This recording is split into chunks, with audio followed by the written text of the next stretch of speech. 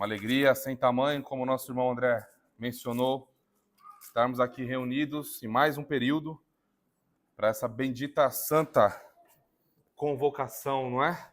Uma pena termos apenas 2 cultos, porque assim nós apenas empatamos, não é, com a antiga aliança. Vocês se lembram que a santa convocação era manhã e noite, não é? Os sacrifícios eram oferecidos. A nova aliança, ela extrapola as glórias da antiga. Então, se nós pudéssemos ter 100 cultos no domingo, aí sim nós estaríamos desempatando, não é, com a antiga aliança. Mas, pelo menos, tendo 2 cultos, 2 santas convocações, que é mandamento do Senhor para o seu povo, nós, pelo menos, estamos empatados, né? Não estamos perdendo em nada para a antiga aliança. E Deus seja louvado por isso. Meus irmãos, agora no período da noite nós estamos expondo, não é, a carta de Judas. Estamos chegando ao fim dessa série, cujo título é Judas, a Batalha pela Fé. Na semana passada nós finalizamos os versos 24 e 25 e alguns irmãos já vieram perguntar, né, e aí? Acabou Judas e não tem mais Judas e como é que é isso? Falei, não, ainda não. Não sei se para sua tristeza ou para sua alegria, mas ainda vamos ter um pouquinho mais na carta de Judas aqui, né? Tem coisas ainda que nós precisamos tratar nessa carta. Então quero convidar você a ir comigo lá para Judas. Só tem um capítulo, né? Capítulo 1. E nós vamos começar hoje uma minissérie, é mini mesmo porque ela é breve, tá? Uma minissérie dentro dessa série de Judas. Começando hoje, a primeira parte dessa série. O ser de Deus em Judas, santidade, soberania e senhorio. Esse é o título da mensagem de hoje. Então, o que nós vamos começar a fazer hoje e nos próximos sermões? Nós vamos começar a tratar, se nós pudéssemos intitular essa série, nós intitularíamos assim, né? Lembrando que ela está dentro da série de Judas, né? Então, nós chamamos essa minissérie de As Perfeições Divinas na Carta de Judas, tá bem? Ou os atributos de Deus na Carta de Judas. É isso que nós faremos nas próximas exposições e hoje também. Então, hoje, nós vamos tratar de 3 perfeições divinas ou 3 atributos divinos, não é? Está no nosso boletim e está também no título do nosso sermão. Nós vamos considerar os versos de verso de número 1 e verso de número 4. Deixa eu só alertar os irmãos sobre a categoria desses sermões que nós veremos. Tá? Vocês já logo perceberam que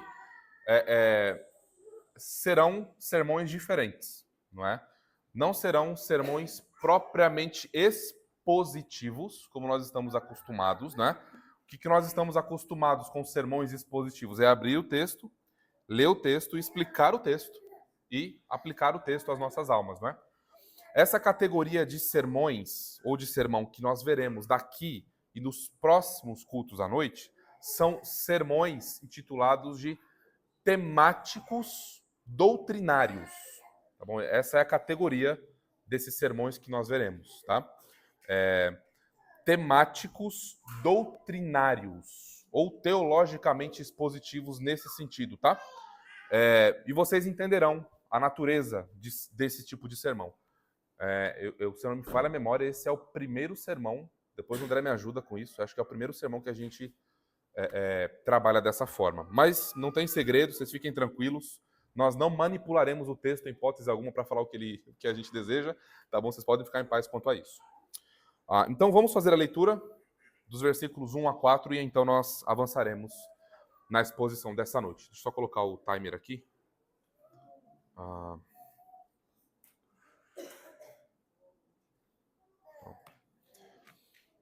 Judas, versos 1 e 4, a palavra do nosso Deus diz assim: Judas, servo de Jesus Cristo e irmão de Tiago, aos chamados, santificados em Deus Pai e guardados em Jesus Cristo.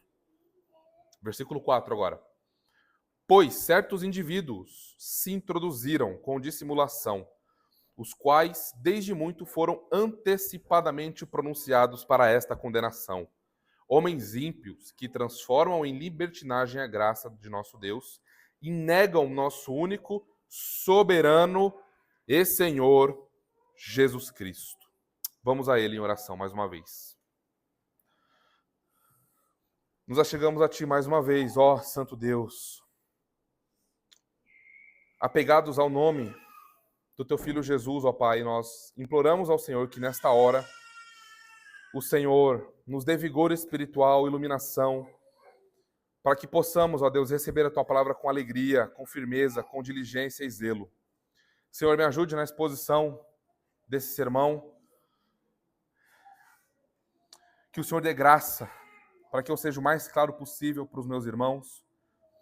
Que o Senhor ajude também, Senhor, os meus irmãos, para que sejam diligentes, zelosos, sejam vigorosos, Senhor, em receber a Tua palavra, em aplicar a Tua palavra, Deus. Rogamos a Ti que o Teu Filho Jesus seja revelado mais a nós nessa noite, que mais majestade, mais glória possamos ver, que o Senhor nos dê mais fé, para que possamos, ó Deus, compreender a Tua santidade, a Tua soberania e o Teu senhorio sobre todas as coisas. Ó Senhor, muito obrigado. Salve pecadores, faça o Teu reino avançar e queime as nossas almas, Senhor, com a Tua santa palavra nesse momento. Oramos gratos, em nome do Teu Filho Jesus. Amém e amém. Meus irmãos, como nós vimos na semana passada, e essa minissérie de sermões, ela tem como gancho o sermão da semana passada, não é? Nós vimos que quando eu usar a palavra Deus, daqui para frente, com exceção quando eu mencionar uma das subsistências de Deus, ou um dos nomes, ou uma das pessoas de Deus, com exceção nessa ocasião, mas geralmente nesse sermão daqui para frente, quando eu usar Deus, eu estou pensando em Pai, Filho e Espírito. Tá bem? Eu estou pensando no nosso trino Deus. Eu estou dizendo isso porque vocês sabem bem que na Escritura e no nosso vocabulário teológico nós usamos Deus para se referir ao Pai, Deus para se referir ao Filho ou Deus para se referir ao Espírito. Ou às vezes Deus também é usado na Escritura para se referir ao Pai, ao Filho e ao Espírito. Tá? Então eu estou usando Deus com essa mentalidade, com exceção quando algum complemento vier. Tá bem? Então nós vimos na semana passada que o Deus verdadeiro ele deve ser adorado com os mais altos louvores. E nós vimos hoje pela manhã a definição de adoração com o André, que é nós homenagearmos, nós exaltarmos, darmos palavras de ações de graças, de gratidão e reverência e submissão total e absoluta. Isso é adoração, não é? Há outros elementos de adoração, leitura bíblica, cânticos, oração e etc. Né? Mas de maneira geral, assim, nós podemos definir oração dessa forma como o André nos trouxe pela manhã. Então, o Deus verdadeiro, ele é digno disso. Né? E nós devemos expressar isso em toda a nossa vida. Isso se torna ainda mais importante diante do contexto da carta de Judas. Porque, meus irmãos, tudo o que acontece na igreja acontece por uma única razão. Porque Deus existe. Porque Deus é verdadeiro. Porque Deus, como nós vimos na IBD hoje pela manhã, no nosso curso de membresia, se revelou. E a necessidade de conhecermos o Deus verdadeiro é porque Ele nos chama a adorá-lo e nos chama para si. Então nós precisamos conhecer mais profundamente quem é o Deus verdadeiro que se revelou a nós. Então, as exortações que nós vimos e aprendemos nesses 3 meses de exposições em Judas, 3 meses, meus irmãos, em 25 versículos, graças a Deus por isso, hein? Em 3 meses de exposição, a batalha pela fé, os falsos mestres na igreja e as exortações que vêm dessa carta a nós só faz sentido à luz do ser de Deus. Se Deus existe, se Ele se revelou e se Ele é verdadeiro e se Ele mostra a nós a sua vontade, então há um caminho a seguir, há um caminho a trilhar, há uma forma de adorar, há uma forma de viver. Há uma forma até de sermos reverentes. Nós podemos ser reverentes de maneira ímpia. Podemos ser reverentes de maneira idólatra. Então, nós precisamos disso. A vida da igreja só faz sentido à luz do ser de Deus. A nossa vida, à luz do ser de Deus. A nossa família, à luz do ser de Deus. A carta de Judas, à luz do ser de Deus. É por isso, então, que nós vamos tratar aqui do ser de Deus nos próximos sermões, das perfeições divinas, ou dos atributos divinos, à luz da carta de Judas, para que nós possamos agora conhecer um pouquinho mais do nosso Deus, mas de maneira mais detida, de maneira mais específica. algo que ao longo dos nossos sermões expositivos nós não podemos fazer. Por quê? Porque, como nós já falamos a vocês, cada porção da Escritura tem algo que Deus quer enfatizar a nós. Tem um assunto que Deus quer enfatizar com o seu povo. E nós não podemos achar algo interessante ali, puxa, e ir lá e enfatizar aquilo, sendo que aquilo não é a ênfase do texto. Entendem? Eu já vi vários e vários sermões onde o expositor ele leu o texto e aí ele chegou numa expressão do texto bíblico e ele ficou enfatizando aquilo, batendo naquilo, o sermão inteiro naquilo. Aí, tudo bem, foi uma bênção, etc., mas não é a ênfase do texto, aquilo. Então, nós, como expositores fiéis da Escritura, não temos autoridade e seremos irresponsáveis se, numa série de exposições bíblicas, se nós não pedirmos licença ao povo do Senhor e explicar o que nós vamos fazer, nós estamos sendo irreverentes com a palavra de Deus. E nós estamos enfatizando aquilo que nós queremos enfatizar, mas não é a ênfase da Escritura, tá bom? Então, por isso que nós pedimos licença aos irmãos para olhar para a carta de Judas à luz, portanto, dos atributos das perfeições de Deus. Pegando um gancho do sermão da semana passada, que nós vimos que nós devemos adorar ao Deus verdadeiro por 3 razões, né? Nós vimos semana passada, porque ele é poderoso, porque ele guarda o seu povo e porque ele é digno. E agora nós vamos seguir afirmando que Deus deve ser adorado, pois é santo, soberano e Senhor. Essa é a afirmação teológica. Facinho, né? Tem o quê? Tem só 11 palavras, né? Uma frase bem simples aqui. Deus deve ser adorado, pois é santo, soberano e Senhor. E são exatamente as 3 perfeições divinas que nós vamos considerar nessa noite. Lembrem disso. Deus é adorado, e por adoração agora eu estou me referindo a tudo aquilo que nós já definimos, na medida em que ele é conhecido. Então, se nós queremos adorar a Deus corretamente, se nós queremos ter uma visão mais majestosa, mais graciosa, mais amorosa, se nós oramos para que Deus faça com que esse conhecimento dele rasgue as nossas almas e os nossos corações, nós precisamos, portanto, conhecê-lo.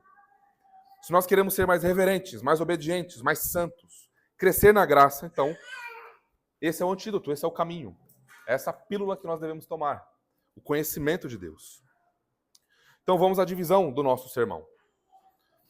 A divisão do nosso sermão é bem simples. Ele é santo, primeiro ponto que nós vamos considerar, e ele é soberano e Senhor. Tá? Nós vamos... Fiquei na luta aqui se eu colocava Senhor como um terceiro, e acabei ficando com 2. Tá? Então eu vou trabalhar soberano e Senhor como sinônimos aqui. Quando chegar lá eu explico para vocês, tá bom? Crianças, a palavrinha que vocês devem pesquisar nessa semana é atributo, tá bem? Atributo. Vamos ao primeiro ponto. O título desse sermão, como eu já falei, é O Ser de Deus em Judas, parte 1. Santidade, soberania e senhorio. Então Deus deve ser adorado porque ele é santo. Vamos ao primeiro ponto. E o que sustenta esse ponto é o versículo 1. Só lembrando a vocês, quando nós fizemos a primeira exposição, nós trabalhamos com os irmãos a razão de nós entendermos que a palavra santificados em Deus Pai é mais adequada do que amados em Deus Pai, como está na maioria das Bíblias em português. Tá? Então, se você gostaria de ver isso em mais detalhes, vai lá no primeiro sermão da primeira exposição, que nós não entraremos nisso agora por conta do tempo. Tá? Então, nós somos santificados em Deus Pai. Quem santifica é aquele que é santo, sem igual e sem medida. Talvez você esteja pensando em Isaías capítulo 6, não é? Naquela experiência de Isaías em que ele vê o Senhor Jesus exaltado em seu alto e sublime trono. Acho que vocês devem estar imaginando isso. Mas eu não fui para Isaías 6. Eu quero que você olhe comigo Apocalipse 4, 8, que diz assim, ó.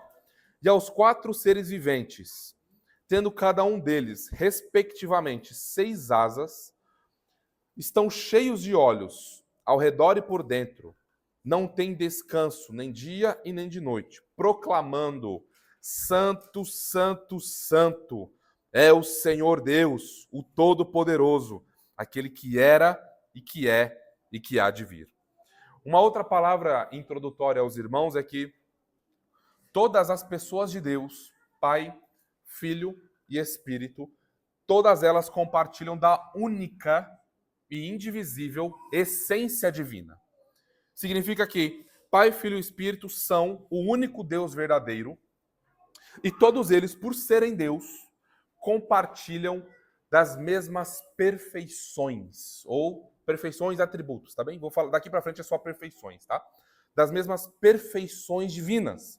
Significa que somente ele, o Deus verdadeiro, tem essas qualidades, não é? Que são exclusivas dele, de um ser, que fazem um ser ser o que ele é. Se uma dessas pessoas de Deus não tiver qualquer uma dessas qualidades, não é Deus. Portanto, que é uma grande heresia ouvir o que alguns teólogos reformados dizem por aí. Teólogos reformados, sim, é uma grande heresia o que alguns teólogos reformados dizem por aí. E eu não estou falando de menino na fé, eu não estou falando de gente que é ignorante, estou falando de pastor, de gente séria, mas que acaba promovendo heresia por conta de sistemas hermenêuticos que são adotados para ler a Escritura. Deixa eu compartilhar com você qual é essa heresia. Jesus Cristo, ele não sabe o dia e nem a hora da sua volta. Esse é um assunto único e exclusivo de Deus o Pai. Jesus Cristo, o Filho, não sabe. Acabou de destruir a unidade em Deus. A simplicidade de Deus, que vocês se lembram que a simplicidade é uma perfeição divina que afirma que Deus ele não é composto por partes, corpo ou paixões. Então, se eu tenho uma pessoa no ser divino que não conhece algo que outra conhece, o que eu tenho? Alguém que é superior. Acabei com a unidade, com a simplicidade de Deus e com a imutabilidade de Deus. Deus muda. Percebem a confusão que eu tenho? Isso é heresia, tá? Muito bem já refutada ao longo da história da igreja.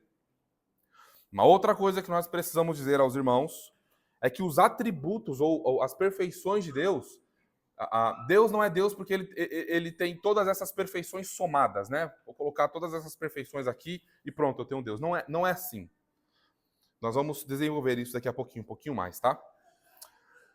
Dito isso, meus irmãos, alguns teólogos, eles têm olhado para a perfeição divina da santidade de Deus e têm dito mais ou menos o seguinte: olha, a perfeição, a santidade de Deus, esse atributo de Deus, ele é o atributo mais importante. A santidade de Deus é aquilo que é mais importante de todos os atributos de Deus. É aquele atributo central. Não é? Por quê? Porque a Escritura, por diversas vezes, diz que Deus é amor, diz que Deus é várias coisas, não é? Soberano, é rei.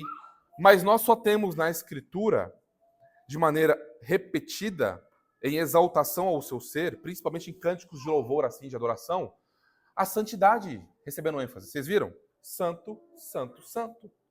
Você vai para Isaías 6, de 1 a 6? Santo, santo, santo. Então, alguns teólogos têm olhado para isso e feito isso. Esse é o atributo central. Meus irmãos, esse é um erro enorme. Esse é um erro gigantesco. Que pode macular o ser de Deus. Que pode ferir a simplicidade divina. Que vai fazer e alimentar no nosso imaginário que há algo em Deus que se sobressai.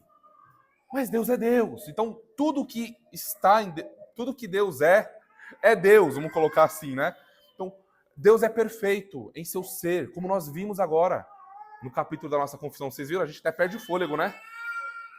Justíssimo, sapientíssimo. Nossa, como é que pronuncia isso, né? Nunca pronunciei isso em nível superlativo assim, como é que fala, né? E a gente aprende a ler também, que legal isso. Então, esse é um erro. Esse é um erro por quê? Porque, apesar de nós fazermos essas distinções para a gente conhecer mais ao nosso Deus, nós o fazemos porque nós somos limitados. Nós fazemos porque se nós não fizermos, nós não vamos conseguir conhecer nada do nosso Deus. Ele se acomodou à nossa linguagem, ele, entre aspas, né, se fez... eu coloco isso. Ele veio a nós de maneira que nós pudéssemos compreendê-lo. Porque se ele viesse em toda a sua majestade, glória, honra, nós primeiro que não entenderíamos e seríamos destroçados, né? Viraremos pó cósmico, não é? Então ele se acomoda à nossa linguagem e fala a nossa língua, não é? Tem até um livro legal que você pode comprar depois e pesquisar, Deus falou na língua dos homens, né? Então, o que ocorre aqui? A única essência divina que todas as pessoas de Deus compartilham tem tudo que é perfeito, infinito e limitado em si mesmo. Deixa eu ilustrar isso. Quando eu falo sobre a santidade de Deus, a santidade de Deus é a bondade de Deus. Quando eu falo sobre a bondade de Deus é a justiça de Deus. Quando eu falo sobre a justiça de Deus, eu estou falando do amor de Deus. Percebem? Eu estou aqui não dividindo o ser de Deus, mas olhando para ele por vários ângulos e vendo a sua glória, vendo a sua majestade. Não dividindo o seu ser, não dividindo os seus atributos como gomos de tangerina, né, de mexerica, ou partes de uma laranja, não. Mas eu estou vendo o mesmo ser, o mesmo Deus de ângulos diferentes. É isso, sabe? Então, é um perigo. As pessoas gostam muito de enfatizar o amor de Deus, né? Quem nunca viu isso, né? Deus é amor, Deus é amor, Deus é amor, Deus é amor. Tem até uma igreja enorme ali com esse nome. Deus é amor, Deus é amor. Enfatiza isso e só fala disso. E aí nós perdemos a glória que envolve todo o ser de Deus e sua majestade como ele se revelou a nós. Então é um erro enfatizarmos a santidade? É. É um erro enfatizarmos o amor? É. É um erro enfatizarmos a justiça? É. Porque Deus é enfático em si mesmo, se eu puder colocar assim. Então, se vamos enfatizar algo, enfatizemos todo o ser de Deus. O que ocorre, e é benéfico, é que a santidade tem sido chamada de a beleza das perfeições divinas. Por exemplo, esse rapaz vocês já conhecem, né? O Stephen Charnock, o campeão da teologia do ser de Deus no século XVII. Vejam a belíssima ilustração poética que ele coloca para tentar mostrar para nós como a santidade de Deus é a beleza, não é, de Deus, a majestade de Deus. O poder de Deus é o seu braço e a sua mão. A onisciência é o seu olho. A misericórdia são as suas entranhas. A eternidade, a sua adoração. A santidade é a sua beleza. E por que a santidade de Deus é importante para nós? Porque sem a santidade nós teríamos uma sabedoria sutil, uma sabedoria estranha. Sem a santidade nós teríamos uma justiça cruel. Nós teríamos um Deus parcial, porque ele não seria santo. A sua soberania, como nós vamos olhar daqui a pouquinho, seria algo tirânico, porque ele é parcial, ele é injusto, porque ele não é santo, não é? A sua misericórdia seria sem compaixão. A sua misericórdia seria uma misericórdia, assim, que não seria possível confiar. Então, seria todas as outras perfeições divinas, por isso que a gente pensa na santidade de Deus como a beleza das suas perfeições, porque quando nós falamos, por exemplo, do amor de Deus, é um amor santo. Quando nós falamos da bondade de Deus, é uma bondade santa. A justiça de Deus é uma justiça santa. A ira de Deus é uma ira santa. Percebem? Isso aqui regula, aqui também, entre aspas, tá? Isso aqui mostra para nós a beleza de toda a perfeição de Deus. Por isso que alguns irmãos chegam a igualar ou a colocar a santidade de Deus no mesmo patamar da majestade de Deus. Ou do mesmo patamar da glória de Deus, né? Porque a santidade de Deus é, portanto, a beleza de todo o ser de Deus, de todas as perfeições de Deus. Então vamos definir o que é, portanto. Até agora nós não definimos o que é santidade. É bom afirmarmos antes disso que santo é tudo que Deus é. Então a próxima vez que nós cantarmos, como nós cantamos, e falarmos que Deus é santo, nós precisamos ter consciência do que isso significa. Para que isso não seja palavras soltas ao vento. Precisamos ter consciência. Veja então o que é. Santidade de Deus é aquela excelência de sua natureza pela qual ele dá-se a si mesmo, fazendo tudo por si mesmo e em tudo, por tudo e acima de tudo, possuindo seu próprio prazer e glória. é a absoluta pureza de sua natureza e seu ódio ao mal. Então, o nosso grande problema não é que Deus é justo. O nosso grande problema é que ele é justo e santo. Que ele é santo e justo. Porque se ele fosse só justo, ele poderia aplicar essa justiça do jeito que ele quisesse. Mas ele é santo, que mostra para nós que a sua justiça é imparcial. Ele não favorece um em detrimento de outros. Esse é o nosso grande problema. Porque quando nós falamos da santidade de Deus, nós estamos falando da sua separação da criação. Deus não é um da criação. Deus não é um que, como disseram alguns hereges aí depois da Segunda Guerra Mundial, que Deus sofre junto com a sua criação. É um Deus que sofre. Não estou dizendo que Deus é um Deus indiferente a nós. Não, mas é um Deus que vai aprendendo junto com a criação. É um Deus tão parecido com a criação, sabe, que a gente quase que não consegue ver a diferença. Ele sofre, ele chora. A criação tem um impacto nele, muda os seus planos e os seus desígnios.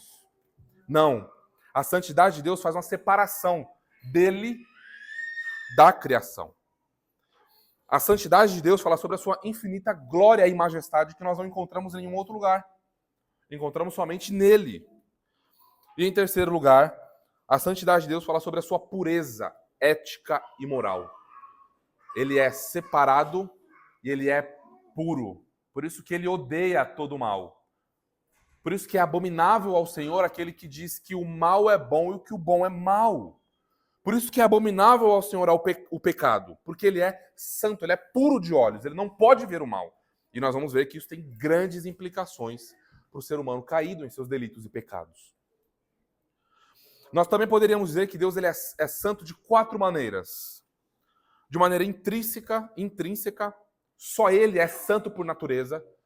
Todos os outros vislumbres de piedade, de santidade, de ética, de moralidade, tudo que nós vemos que é aprovado pela palavra de Deus, tudo deriva dele. Ele é a perfeição da santidade em natureza. Apenas ele. Tudo flui dele, tudo vem dele. Ele é santo também de maneira primária. O que significa? Que ele é o padrão. Por isso que nós não nos comparamos com os irmãos. Eu sei. Nós lemos biografias e como nos abençoa, não é? Ler biografias dos puritanos, dos reformadores, dos pais da igreja, dos cristãos que viveram avivamentos no século XIX.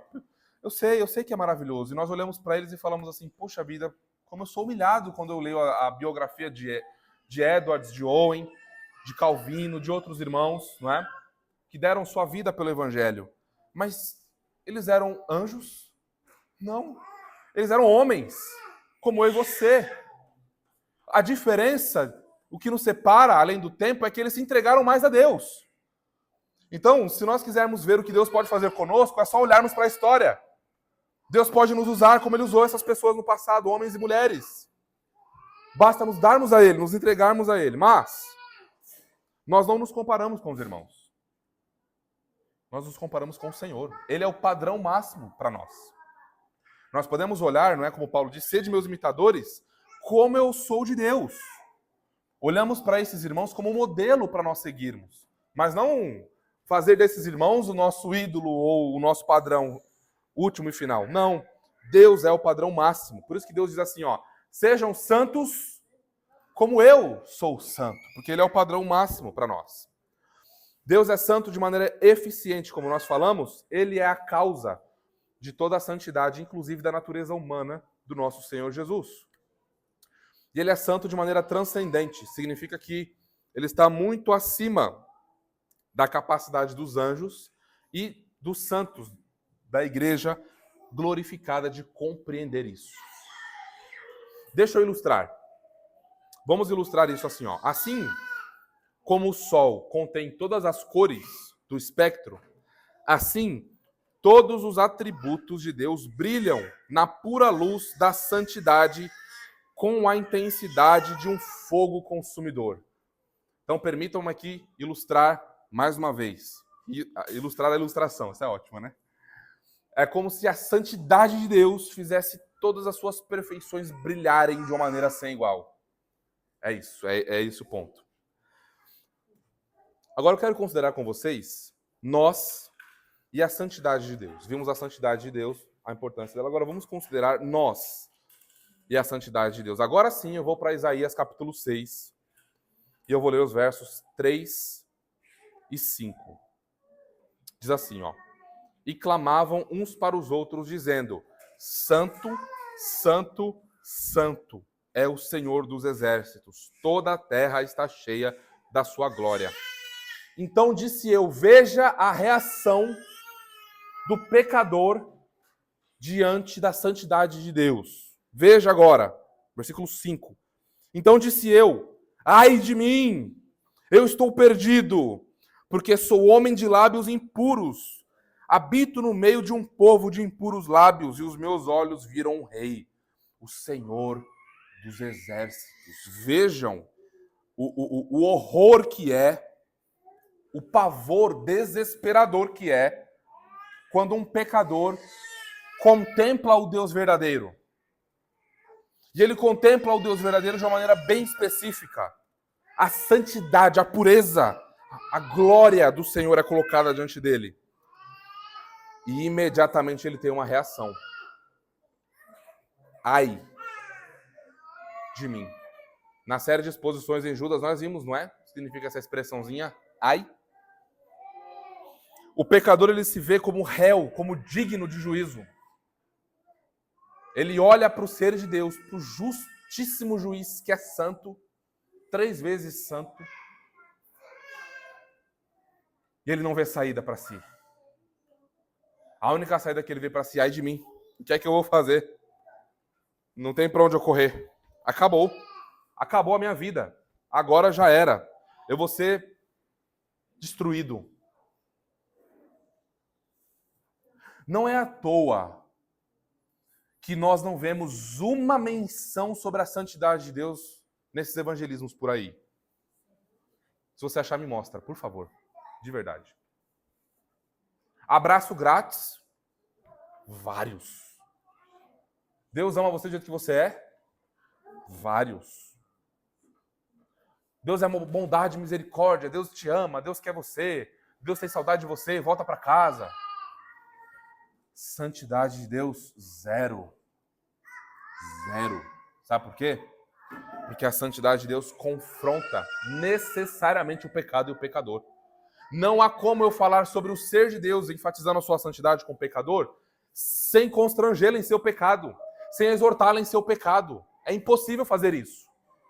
Por isso que se nós amamos realmente um pecador que está longe do evangelho, que está em guerra contra o Senhor, nós precisamos falar, expor o ser de Deus a ele e não deixar a santidade de fora. Por quê? Porque o pecado faz separação entre Deus e os homens. Deus é puro. Ele é excelência moral. Por isso, quando nós falamos sobre alguns aspectos de como o evangelho conduz a nossa vida em piedade, a pessoa vai olhar para a gente e vai dizer o quê? Ah, você é um retrógrado. Ah, isso aí é do tempo da minha avó.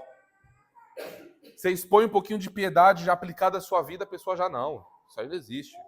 Não. Isso aí é para outro tempo, isso aí deu certo em outro período. Não. Nada de conservadorismo aqui. Como se a gente pudesse reduzir isso a uma mera ideologia política. Extrapola, meus irmãos. Por isso que conservadorismo não é evangelho. Ok? Ele bebe do evangelho, mas ele não é o evangelho. O evangelho da graça de Deus tem poder para transformar, para fazer aquela pessoa morta em seus delitos e pecados, caída em desgraça, voltar a viver. Levantar, respirar espiritualmente, ter vida com Deus. Nenhuma ideologia política pode fazer isso, por mais bela, maravilhosa que ela seja. Nenhuma filosofia pode fazer isso. A santidade de Deus, ela tem uma companheira que caminha ao seu lado.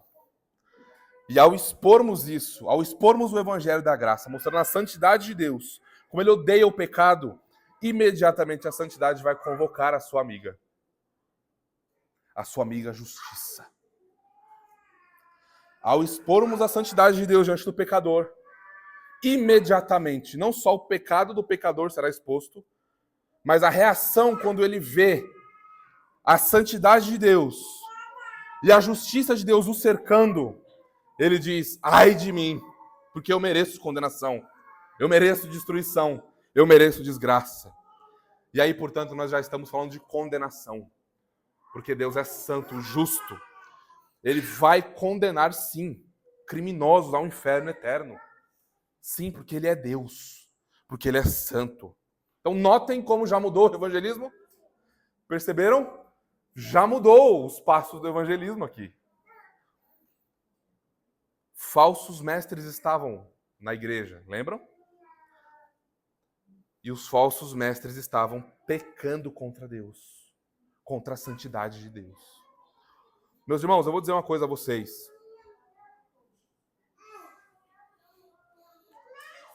Vocês sabem que há graus de punição no inferno, não é? Hitler e um ladrão de galinha sem Cristo vão para o mesmo inferno. Serão condenados lá.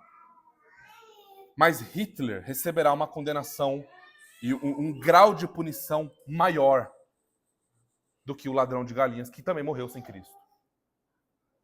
Pegando um gancho nisso, eu quero dizer uma coisa a vocês. Uma exortação pastoral e pessoal. Se for para você, para nós, para mim, continuarmos a usar o nome do Senhor e seguir vivendo em pecado, paremos de dizer que somos crentes. Pare de dizer que é crente. Pare de dizer que Jesus é o Senhor da sua vida. Pare agora. Ao sair desse culto, diga que você é um ímpio, é um pagão, é um ateu. E pare. Pare com isso. Por favor. Por quê? Porque o pecado daqueles que dizem que conhecem a Deus, cometem, é 1000 vezes pior daquele ateu da esquina que não quer ouvir nada do Evangelho.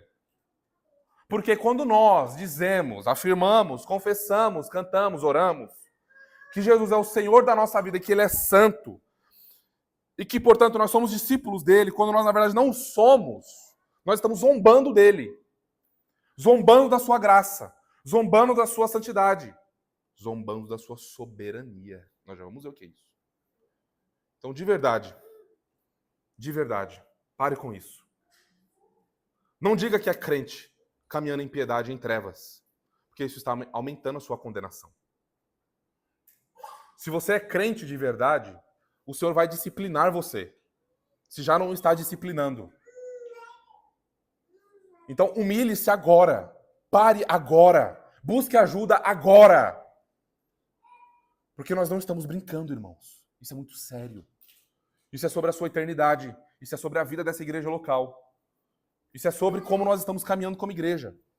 Isso não é brincadeira. Então eu preciso alertar vocês, porque esses falsos mestres aqui estavam induzindo o povo ao pecado, pecando, à luz de tudo isso. Por que vocês acham que logo no primeiro versículo Judas já apela para a santificação? Não é à toa. Porque olha, Deus é santo. E o que significa a santidade de Deus? Deixa eu lembrar vocês. E ele vai explicando. E nós estamos nos debruçando sobre isso. É tudo o que esses falsos mestres estão rejeitando. É por isso, vejam a implicação disso na prática. Tá? Às vezes a gente não nota a consequência de uma ideia, ou de uma doutrina, ou de uma teologia ruim, porque ela está lá no campo das ideias. Está longe da gente, né, Pedro? A gente não vê. Está lá. Está longe. Mas agora eu vou trazer pertinho de você. Veja o que uma teologia ruim sobre a santidade de Deus promove numa igreja local. Líderes, vamos olhar para a liderança agora. Pastores, bispos, apóstolos, né? Arcanjos. Quando a santidade de Deus é menosprezada numa igreja local, numa família, na escola, no mundo, na igreja local, o que é tolerado lá? O que é aprovado lá? Porque quando nós pecamos por comissão é quando a gente vai lá de maneira ativa e peca junto, né? O Mateus vai lá tacar uma pedra no mural, eu vou lá e taco pedra junto com ele. Esse é o pecado de comissão. O de omissão é quando eu vejo o Mateus tacando pedra lá e não falo nada. Eu estou concordando com ele. É como se eu estivesse lá tacando a pedra junto com ele. Líderes mentirosos são tolerados, são aprovados, continuam pregando, continuam ensinando e está tudo bem. Líderes adúlteros estão lá, traindo a esposa, promovendo o adultério, mas estão lá. Líderes sensuais, casados com filhos, que vão lá, seduzem as irmãs, que defraudam as irmãs, que ficam deixando coisas no ar, sabe? E eles são astutos em fazer isso. Eles são astutos em fazer isso. Mas são tolerados. Líderes soberbos. Não pode ser questionado. Ele está certo. E ai de você, não é? Nós já vimos isso. Não vamos entrar muito nisso aqui. Estou só mostrando para vocês o que é tolerado quando a santidade de Deus sai fora de uma igreja. Líderes narcisistas, megalomaníacos, loucos por fama. Desejo por sair até lá no rótulo da Dolly, se fosse possível, né? Querem ser reconhecidos como os campeões da ortodoxia reformada. Os campeões, né? Caçador, destruidor de arminiano e de católico romano. Violentos. São violentos. São violentos. Ah, não, é porque eu sou colérico, né? Eu não tenho muita paciência. A desculpa que dão. É isso que é tolerado ali. Quando nós perdemos de vista a santidade de Deus. Mas o povo da aliança, em Jesus Cristo, sendo santificado, sendo justificado de seus pecados, eles recebem, o povo da aliança recebe justiça e santidade. Sendo os líderes, os pastores, os líderes de ministérios, aqueles que estão à frente de qualquer trabalho na igreja, modelo de piedade. Não de perfeição, mas o padrão é alto. E nós não podemos nos contentar com isso. O padrão é alto, o padrão é elevado. É luz das Escrituras, é Deus que ordena ou não? É só a Escritura ou não? É Deus que governa a igreja ou é o homem? É Deus que governa a igreja ou é o pastor? É Deus que governa a igreja ou é Jesus Cristo? A autoridade máxima é das Escrituras ou da do pastor carismático muito legal que me visita? Entenderam? Então, o povo da aliança, o povo regenerado, o povo salvo tem um padrão elevadíssimo. Elevadíssimo. Por isso que, nos últimos 100 anos, se você fosse dono de uma empresa, os funcionários que você procuraria para contratar seriam crentes. Que eles eram modelo. Chega no horário, não fofoca, não fala de ninguém, vai, faz seu trabalho, faz muito bem. É uma pessoa íntegra, santa, firmada, porque vive para a glória de Deus. O que nós temos hoje, meus irmãos? O que nós temos hoje? Um monte de crente água com açúcar. Água com açúcar. Porque perdeu-se de vista a santidade de Deus. Qualquer afirmação de santidade, de piedade mais firme já é visto como legalista. Ah, seu legalista, seu isso, seu aquilo, santarrão, não é? Até brincam, mas nós somos o povo de quem? Desse Deus que é santo e que santifica o seu povo e que prometeu santificar o seu povo. Então tem alguma coisa muito errada se Deus não está santificando o seu povo. Peraí, ele mentiu? Não, não mentiu. Ele não muda, ele é fiel em suas promessas. Então, o que aconteceu? Tem alguma coisa muito errada. Será que esse povo realmente conhece a Deus? Essa é uma pergunta que nós precisamos fazer. Olhando agora para Jesus Cristo, meus irmãos, e a santidade do nosso Deus, por ocasião de ele ter obedecido perfeitamente ao Senhor, ao Pai, e ter se submetido em seu estado de humilhação, não é? Nós falamos da sua obediência ativa. Ele não pecou, nunca pecou, jamais poderia pecar. Então, em sua obediência ativa, quer dizer, em obediência à lei de Deus, à sua vida perfeita, ele viveu uma vida que nós deveríamos ter vivido. Ele cumpriu todos os termos do pacto. Nós recebemos hoje pela graça a vida eterna, a justificação, a santificação, a adoção de filhos, a inserção no corpo de Cristo, batismo no Espírito, novo nascimento, mas porque Jesus Cristo obedeceu tudo aquilo que nós não poderíamos obedecer. Na verdade, nós quebramos todos os acordos que Deus fez conosco, todas as alianças. Então, por sua obediência ativa, nós recebemos santificação. Então Jesus é a nossa santificação. Nele nós somos santificados, nele nós crescemos e somos abençoados. E por sua obediência passiva, o que é isso? A sua obediência passiva é quando ele se entrega. Ele se entrega e morre como um bandido. Ele se entrega e morre como um maldito, sem nunca ter pecado. Esse é o escândalo do Evangelho. O injusto pelos injustos. O inocente pelos culpados, para que os culpados fossem inocentados. Para que os malditos fossem santificados, fossem abençoados. Então ele é a nossa justificação. E na ocasião da união com Cristo, nós recebemos isso. Nós recebemos Lembram que a justificação e a santificação, elas são uma moeda de dois lados? Então aquele que foi justificado vai ser santificado imediatamente, porque há uma união com Jesus Cristo. Nós nos unimos a ele em sua morte e em sua ressurreição. Nós ressuscitamos em novidade de vida. Isso ficou público a todos pelo nosso batismo. Então, meus irmãos, é impossível um crente não ser santo. Ser santo, separado do mundo e puro das suas maldades e pecados, à luz do Evangelho da Graça. Não só não é possível, como não é opcional. Nós não podemos escolher. Por isso que eu falei a vocês que é mais fácil nós pararmos de dizer que somos crentes do que dizer ser crente e viver longe, virando as costas para o que Deus diz em sua palavra, não tendo uma vida piedosa como ele ordena. Vamos para o nosso segundo e último ponto. Deus deve ser adorado, pois é santo, soberano e Senhor. Agora nós vamos considerar a soberania e o senhorio de Jesus Cristo, de Deus, né? Pai, Filho e Espírito. O versículo 4, lá no finalzinho, vai dizer assim, homens ímpios, os falsos mestres, que transformam em libertinagem a graça de nosso Deus e negam nosso único, soberano e Senhor, Jesus Cristo. E nós já vimos como que eles estavam negando, não é?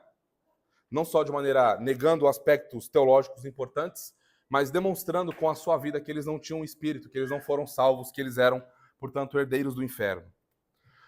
Aqui, por Senhor e soberano, nós vamos tratar o senhorio de Deus como sinônimo da sua soberania, porque ele ser Senhor significa que ele é possuidor de tudo.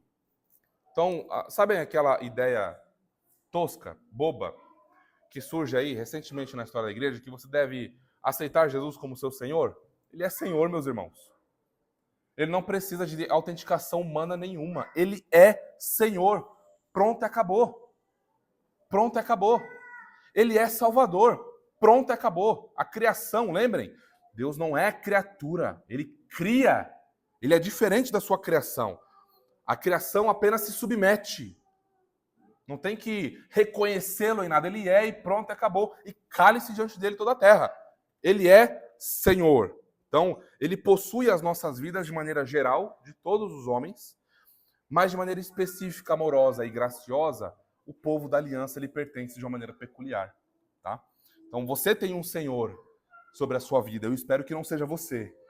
Né? A questão não é se temos um Senhor ou não. A questão é quem é o nosso Senhor. Tá bem? Então, Senhor é isso, é ele ter domínio, é tudo ser dele. Ele é o Senhor de todas as coisas, tá? Ele é dono de todas as coisas. E soberano é basicamente a mesma coisa, mostrando que ele tem total autoridade, total domínio sobre toda a esfera da criação. Ao falar sobre soberania de Deus, nós estamos falando da vontade de Deus, tá? E a vontade de Deus, ela nunca é frustrada, nunca. Coloca em caixa alta, tá? Em caixa alta, em negrito, coloca amarelo ali, passa o marca-texto, coloca um holofote ali. A vontade de Deus nunca é frustrada. É por essa razão que todos os teólogos da história da igreja, todos eles afirmaram exatamente isso, que todas as coisas que acontecem são da vontade de Deus. Pasmem, até Jacó Armínio disse isso. Armínio disse isso, sim. O próprio Armínio chegou a dizer isso, que todas as coisas que acontecem por causa da vontade de Deus. Claro, fazendo as distinções necessárias para não chegarmos à conclusão herética de que Deus é o autor do pecado e do mal, tá? Mas essa é uma conclusão clara, inequívoca, verdadeira da Escritura.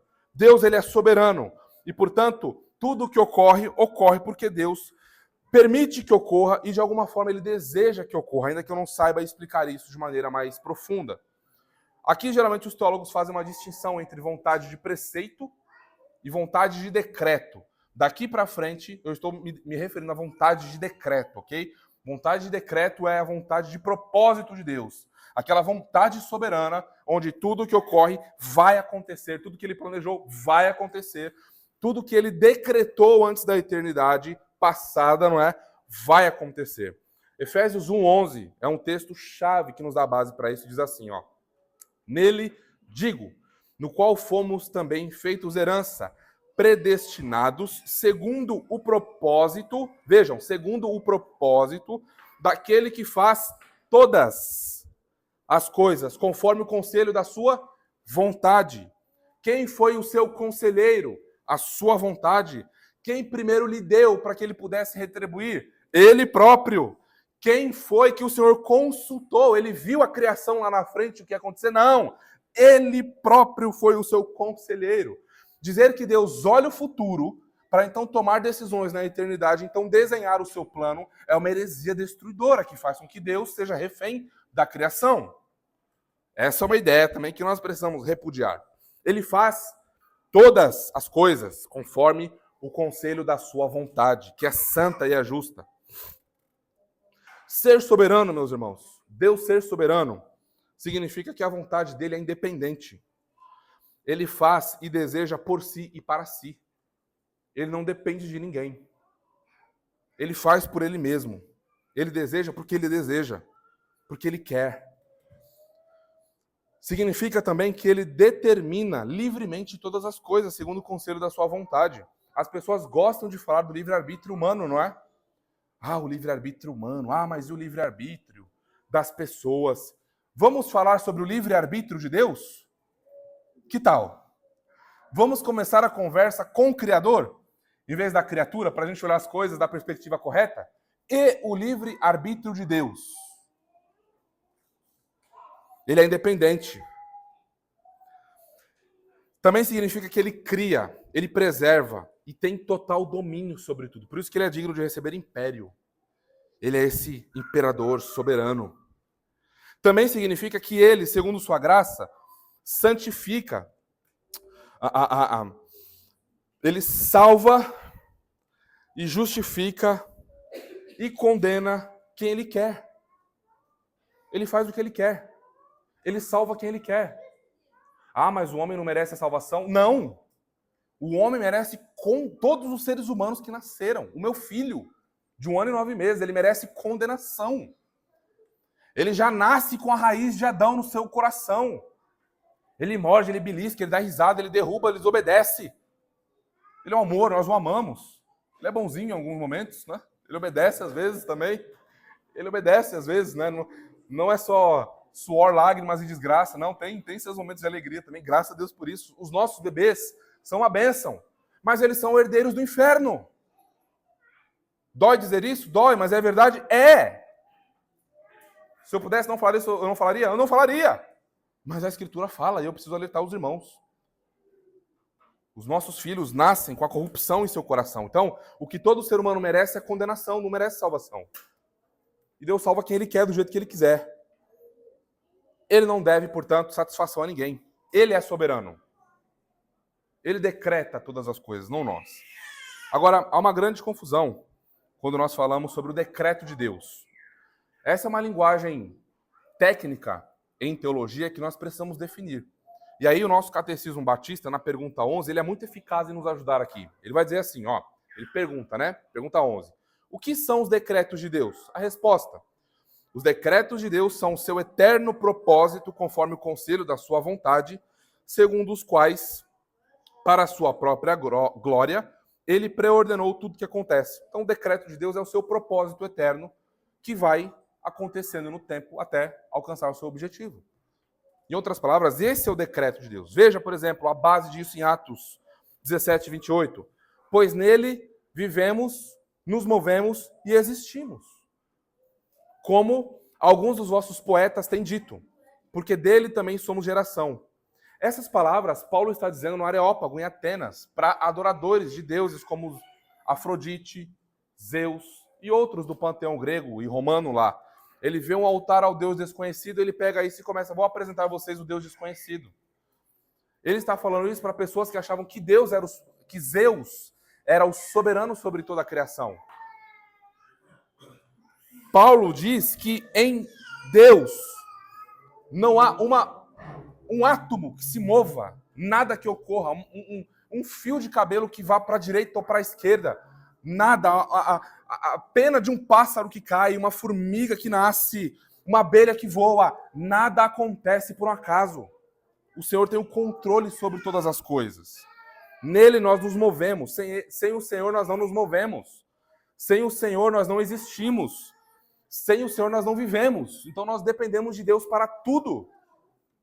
Não é o homem que assume esse protagonismo, como alguns querem por aí. É o Senhor Deus que assume esse protagonismo. Ele é soberano. Vejam como os falsos mestres são loucos. É contra esse Deus soberano que eles estão agindo. É contra esse Senhor que tem poder para destruí-los que eles estão agindo. Vejam como nós somos tolos quando rejeitamos as exortações e os conselhos da Escritura. Vamos avançar agora. Nós e a soberania de Deus, o que nós temos a ver com isso? No Salmo 47, 2, nós lemos assim, ó. Pois o Senhor Altíssimo é tremendo, é o grande rei de toda a terra. É o grande rei de metade da terra? É o rei do Brasil? É o rei de Jerusalém? Do Japão? Ah não, só lá do Oriente. De toda a terra, meus irmãos. Ele é o rei de toda a terra. Ele tem domínio sobre tudo e sobre todos. Os homens que se julgam poderosos, livres, para fazer o que quiserem, tanto aqueles investidos de autoridade política como não, devem todos eles se submeter ao rei de toda a terra, ao soberano Senhor de toda a terra, aquele que ordena todas as coisas para a sua glória. Aqueles líderes políticos que não julgam segundo a reta justiça do Senhor, soberano, devem arrepender-se, pois eles não são soberanos. Eles não são o rei da terra. O Supremo Tribunal Federal da nossa nação não é soberano, não é o rei da terra. O presidente da Somália não é soberano, não é o rei da terra. O presidente do Iêmen não é soberano, não é o rei da terra. O presidente do Conselho Presidencial da Líbia não é soberano, não é o rei da terra. Os ricos que podem comprar e manipular situações que movem as pessoas como se fossem peças de xadrez, devem arrepender-se, pois não são soberanos, não são reis da terra. Os religiosos e terroristas, com grande poder bélico, militar, que se orgulham disso, devem se submeter ao rei, pois eles não são soberanos, não são reis da terra. Você, pecador, obstinado, deve se submeter, deve se arrepender, porque você não é soberano, não é o rei da terra. Nós não devemos temer a essas coisas. Mateus 10, 28 diz o seguinte: não temais os que matam o corpo e não podem matar a alma. Temei antes aquele que pode fazer perecer no inferno tanto a alma como o corpo. Aqui está a quem devemos temer. Aqui está a quem devemos tremer. Aqui está quem devemos adorar.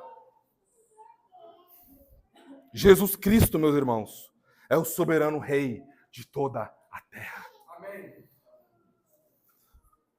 Mas isso não é só sobre toda a terra. Vamos olhar agora um pouquinho para isso na igreja local. Deus, ele é soberano na igreja. Pode ser meio óbvio, né, Rafa? Falar isso, mas não é.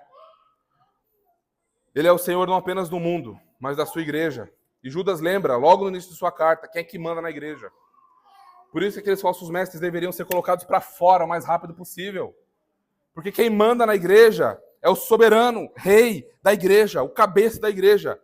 Aquele que nos deu a aliança, aquele que nos comprou com o seu sangue. A ele devemos nos submeter absolutamente.